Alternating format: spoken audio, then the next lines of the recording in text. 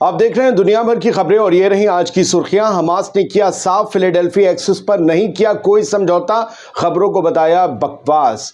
गजा में जंग के 346 दिन पूरे, कुल 41,226 शहीद। नॉर्थ गजा में भुखमरी फैलाने को तमाम बेकरी सील करने की खबर।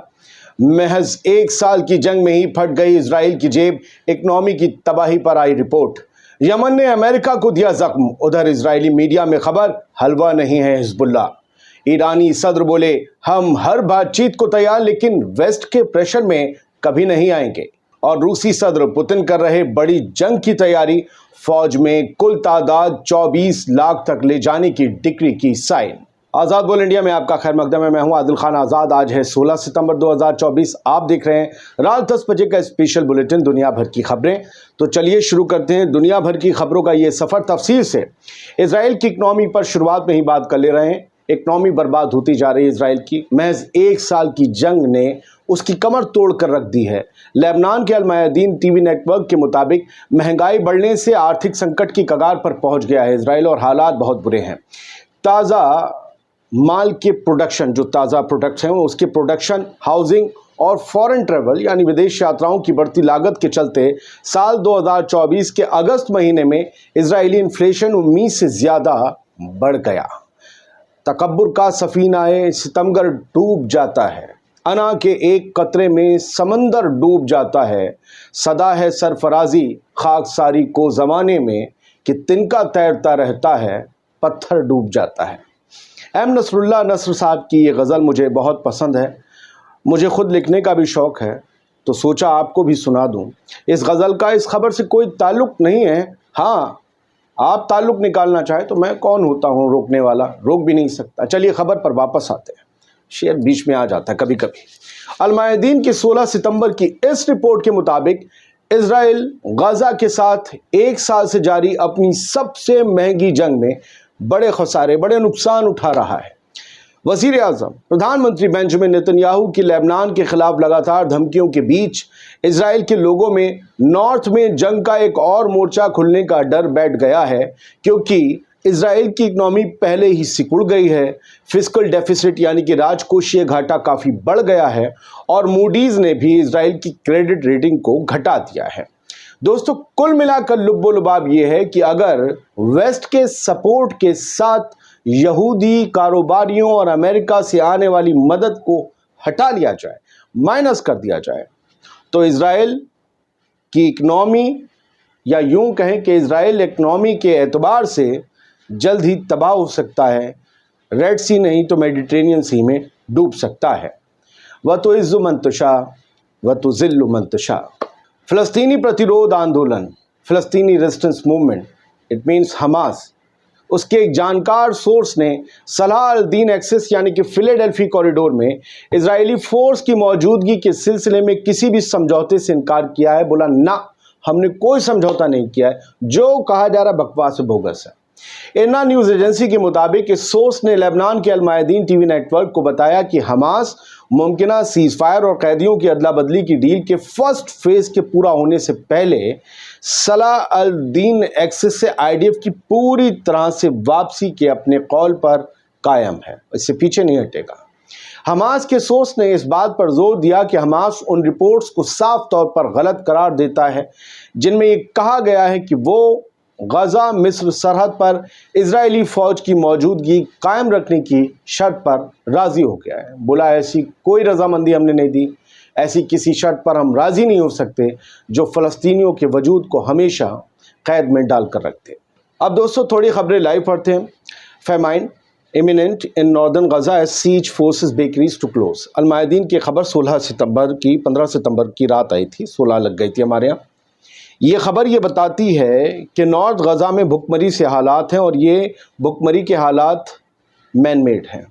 इजरायली फोर्स इजरायली हुकूमत की सरपरस्ती में इस तरह के हालात पैदा कर रही है। भूख और प्यास को एक जंग का एक हथियार बनाया जा रहा है और ये सब कुछ नॉर्थ गजा में हो रहा है, जो सबसे ज़्यादा इस जंग में तबाह हुआ है। स्टारवेशन कैंपेन अल मयादीन कह रहा है कि चल रही है, भुखमरी की पूरी एक कैंपेन। और इसमें एक नया काम ये किया गया है कि आपको पता होगा रोटी वगैरह जो है अरब ममालिक में बेकरीज़ में बनती हैं, घरों में रोटियाँ کمی بنتی تھی، اب تو یہ ماحول آ گیا تو یہ لوگ بیچارے روٹی بنانے لگے. روٹیوں کی جو بیکریز ہیں 6 فنکشنل بیکریز کلوز کر دی گئی ہیں. According to Anadolu news agency انہوں نے یہ المایدین نے چھاپا ہے. اسرائیلی فوج نے 6 فنکشنل بیکریز ناردرن غزہ میں بند کر دی ہیں. ویسے تو زیادہ تر تباہ ہو گئی تھی جب گھر گر گئے، تو 5 سے 6 بیکریز کو سنڈے میں ہی بند کیا گیا ہے، کیونکہ اسرائیل جو ہے بلاک کر رہا ہے فیول اور را مٹیریل. بات صرف اتنی نہیں کہ پریشر ایسے ڈالا جا رہا ہے کہ تم سیدھے بند کرو. اسرائیلی فوج یہاں تک آنے والا را مٹیریل جس میں آٹا، تیل وغیرہ سب شامل ہوتا ہے، وہ اور فیول جیسے کہ گیس یا دوسرے سامان جن سے چولہے جلائے جاتے ہیں وہاں پر، وہ سب پہنچنے نہیں دے رہے. تو ہوگا کیا؟ بیکریز بند ہو جائیں گی. بنا تیل اور بنا آٹے اور را مٹیریلز کے کیسے چلیں گی؟ یہ ایک بھوکا مارنے کی سازش سی ہے، یہ المایدین کی رپورٹ کہتی ہے. یہ سب کچھ چل رہا ہے. تو جو کھائیے الحمدللہ بولیے. فی الحال گیان نہیں دوں گا، بہت سے لوگوں کو برا لگتا ہے. جو چاہیں کرو، مت بولو الحمدللہ، جو چاہیں بولو. ڈے 346 غزہ میں جنگ کے دن پورے ہو چکے ہیں اور یہ جینوسائیڈ جاری ہے. المایدین کی خبر کہتی ہے، اور اس میں اب تک 41,226 لوگ مارے جا چکے، کلڈ. 95,413 زخمی ہوئے ہیں. یہ آج کا آنکڑا ہے، اور ابھی اپڈیٹ ہوگا ہمارے ان کے بیچ، گھنٹوں کے بیچ کا فاصلہ ہے. اسرائیلی ایئر اسٹرائکس لگاتار جاری ہے. بچپن کہیں کھو گیا ہے، قناتوں میں، دریوں پر، کہیں خیموں میں، کہیں سمندر کنارے. اسرائیل کا مستقبل ٹہل رہا ہے ننھے ننھے پاؤں سے. اسے نہیں پتا ہے وہ کون سے ماحول میں جی رہا ہے. جب سب بھاگتے ہیں وہ بچپن بھاگ کھڑا ہوتا ہے.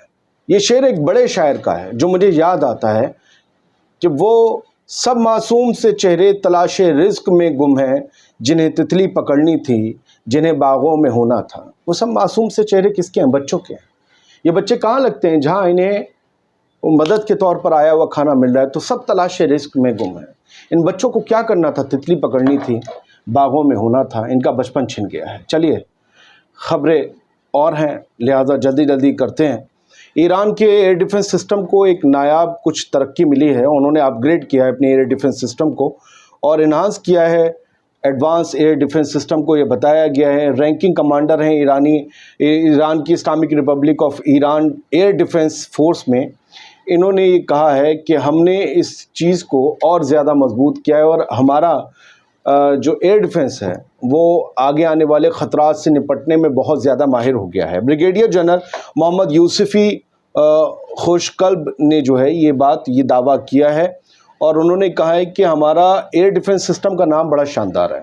اس کا نام ہے رسول، یعنی میسنجر مطلب میسج دینے والا. تو یہ ایئر ڈیفنس سسٹم میسج دیتا ہے، خطرہ رسول. تو رسول جو ہے ایئر ڈیفنس سسٹم کا نام ہے، اور اس ایئر ڈیفنس سسٹم میں ان کا جو کرار اسٹرائکر ہے وہ ایڈ ہے، اور اس میں ایریل ویکل ہے وہ ان کا انمینڈ ایریل ویکل کرار جو ہے وہ یو اے وی جاتا ہے، ٹنگ سے جا کر لگتا ہے نشانے پر. اور اس کے علاوہ long range interceptor combat drones بھی ہیں جو Majid air to air missile سے جو ہے کنیکٹ ہوتے ہیں.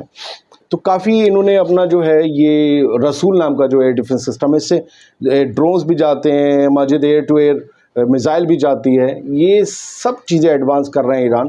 انہیں آنے والے وقت کا پتہ ہے کہ ان پر ایک بڑا حملہ ہوا سے ہو سکتا ہے. خیر کچھ اور چیزیں ہیں جو اس میں پڑھی جانی باقی ہیں تاکہ میں اسے ڈیٹیل سے بتا سکوں، اسی لیے میں ڈیٹیل میں جانے کی کوشش کرتا ہوں الگ سے ایپیسوڈ بنانے کی. لیکن یہ دوسرا ہے، ساری خبروں کا کلب ہے. حزب اللہ جھکے گا نہیں سالہ.